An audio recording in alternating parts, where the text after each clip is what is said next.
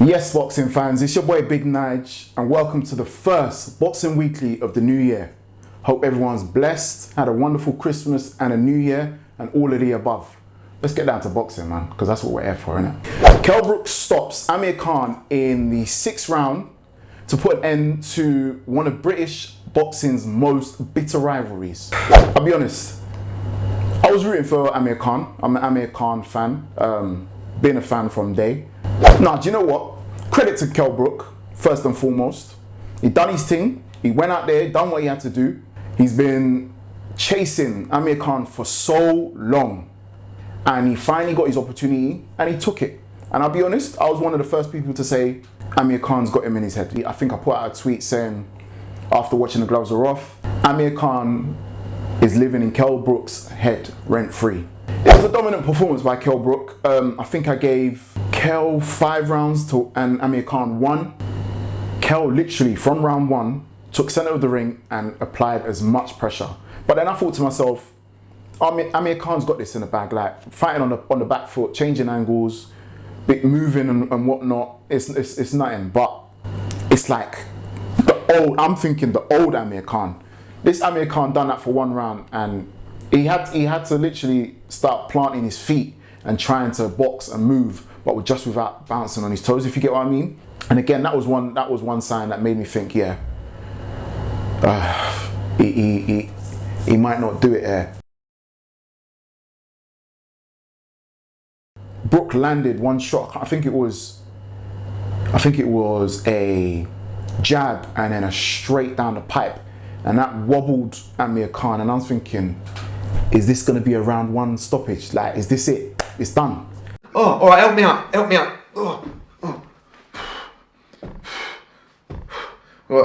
But credit to Amir Khan, despite the fact that he got knocked, he got hit with some good shots. He rode the wave. Credit to Bowman, because obviously his conditioning must have been very well to be able to take those type of punches. Because we all know the old Amir Khan would have dropped and it would have been game over. But credit to him, he continued going. And I genuinely thought after round 3, I feel the fight will go in the later stages and he will win. But it wasn't meant to be. Even Kell Brook, when he knew that he had him, he didn't get too excited. He still kept on being calm, walked him down. And in the end, he got the stoppage, which was well deserved. Amir Khan looked like half of the fighter he once was. He just didn't turn up. I'll be honest with you, it hurt. I'm an Amir Khan fan, and it hurt, man. It hurt still. Like, I kind of compare it to when AJ lost to Ruiz the first time. That one cut deep still. Do you know what it is? I need to stop having this emotional attachment to these boxers.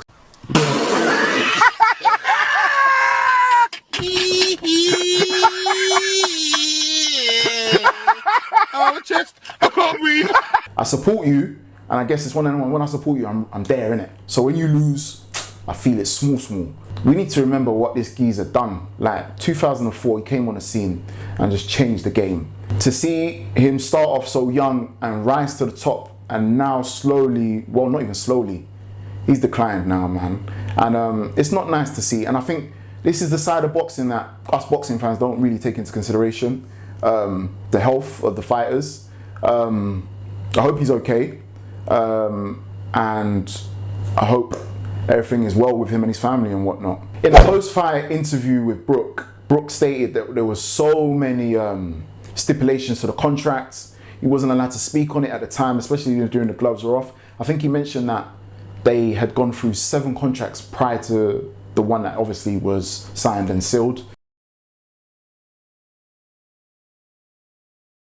Even in the ring, he came into the ring and he had to take off his gloves. He explained in the interview that Amir Khan and his team weren't happy with the gloves he was wearing and told him if he doesn't take it off, he's not getting paid. What? Bro, what are you talking about, man?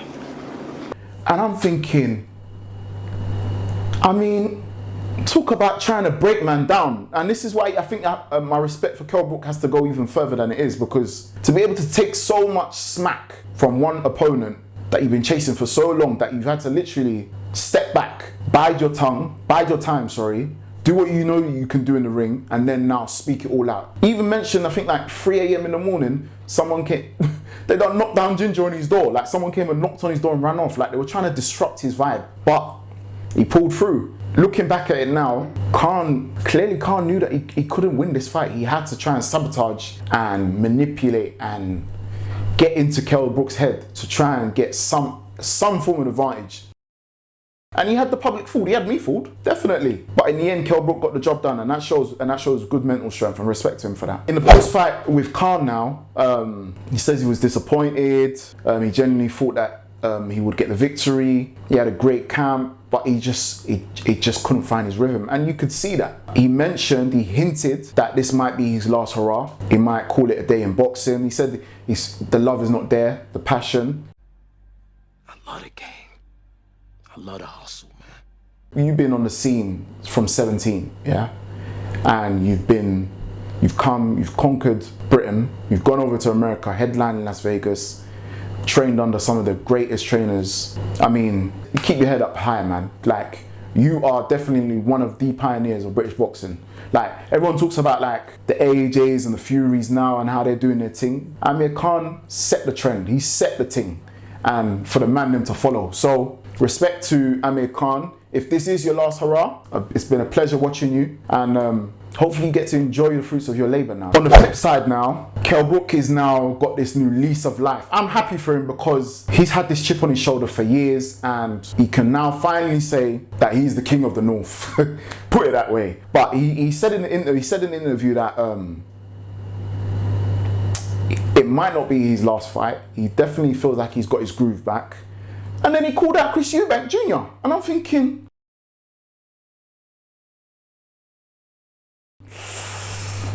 it's a sticky one still. The last time you went up to middleweight, my brother, they bust your eye socket, man. So at this stage in your career, I think going up 2 weight classes, even though he's technically at 154, going up one weight class to go and fight Chris Eubank Jr., who's not in his prime, but he's on momentum. He's on a roll right now. He's got a good victory over Liam Williams. I don't think it's the smartest decision. You say you got a bit of beef with him. Is it really worth it? You've literally closed the chapter with Khan and ended on a high. Me personally, I'll call it a day. There's also the talks of him fighting Benn. I personally would love to see that fight. But again, you've got someone that's hungry and young on the come up and is ready to do whatever it takes. And you've got someone on the back end of their career. Can they really go toe to toe with a young bull? Especially someone like Benn who knows how to scrap. But Kell Brook does have the boxing ability to nullify his threats and get the victory, but does he have it in him? There's a difference, do you know what I'm saying? So we'll see. Natasha Jonas, Miss GB, stopped Christian Namus in 2 rounds to become the new WBO Super-Welterweight champion at the 3rd time of trying. Big up Miss GB. Round of applause, man. Because you know there's certain fighters that you just like you just want them to win that title. They feel like they deserve. She come up short to Terry Harper, which I genuinely believe she won. She come up short to Katie Taylor, which was obviously, this is Katie Taylor we're talking about. But 3rd time lucky, she had to go up 2 weight classes, bearing in mind. And she dropped my girl twice. I think she dropped her once in round 1 and dropped her again in round 2. She looked good. She looked good, but let's be honest. Natasha Jonas can box. She's a slick southpaw. I've always rated her. And good things come to those who wait, and she truly deserved that title. There's talks of her now looking to unify with Hannah Rankin. I've seen Hannah Rankin a few times. She's fought against Savannah Marshall and Clarissa Shields. I think she holds the WBA on the super welterweight. So that'll be an interesting fight, but Hannah Rankin is significantly bigger than Natasha Jonas. So that would be interesting to see whether she will... The fighter in her makes me think that she will take that fight, but she's got to take into consideration that Hannah Rankin is actually a super welterweight. I think she fought Savannah Marshall and Clarissa Shields at middleweight. But big up Natasha Jonas. Enjoy this victory. You truly deserve it. And look forward to seeing what the future holds. We got to see Frazer Clarke make his debut.